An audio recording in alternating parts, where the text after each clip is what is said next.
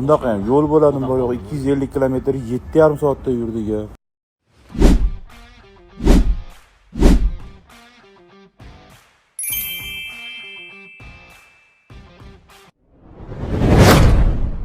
Assalomu alaykum do'stlar, yaxshimisizlar, xushsizlar. Naq Samarqand, Toshkentdan Samarqand necha minutda keldik? 8 soatda keldik ya. 7 soatda keldik. Qatta 1,5da chiqib 7:40 emas, 8dan 10 minut o'tganda keldik. hisobla. 1,5da chiqqanmiz, 7,5 soatda keldik. Bundoq ham yo'l bo'ladimi bu yo'q 250 kilometr 7,5 soatda yurdik ya. Voy. Odam bor Toshkentda. Na bir samolyot bor. Toshkentda odam bor. Iltimos samolyot qo'yib yuborlaring, hayit paytlarida bir 3 ta samolyot qo'yib turlaring, iltimos. Bu yo'l azobi, go'r azobi.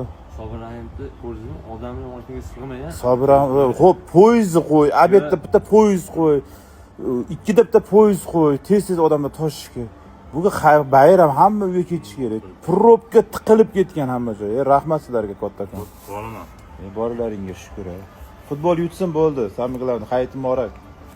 Keyin Sobir Rahimovda shunchalik odam ko'pki, Bu yoqdan yangi yo'lgacha kelib olib, taksi ushlab ketyapti bu yoqga. Ko'rdingmi odamlarni? To'rva xaltasi bilan. yo'q, bitta narsa bor-da. Afrosiya poyezdini obedga bitta qo'ysa, tez odamlar toshish kerakmi?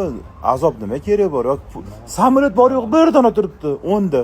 Silkayver. Unga kim sig'adi silkaverga? Havo yo'llari inson.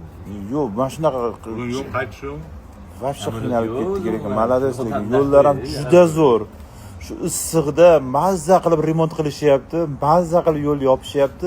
Shofyorlar bilan ishi yo'q hech kimning. Remont qilayotgan odamlar Damas soyasida uxlayapti, ko'rsingmi? Yo'q, remont qilayotgan odamlar uxlayapti. Odamlar bitta narsa bor-da, bor yo'g'i 300 metrlik yo'lni mana 6 oydan beri remont qilyapti. 6 oydan beri. Nima bo'ladi bu oxiri? Iltimos bizni vaqtimizni o'g'irlamalaring. 2 soat, 3 soatlik yo'lga 8 soatda kelyapti.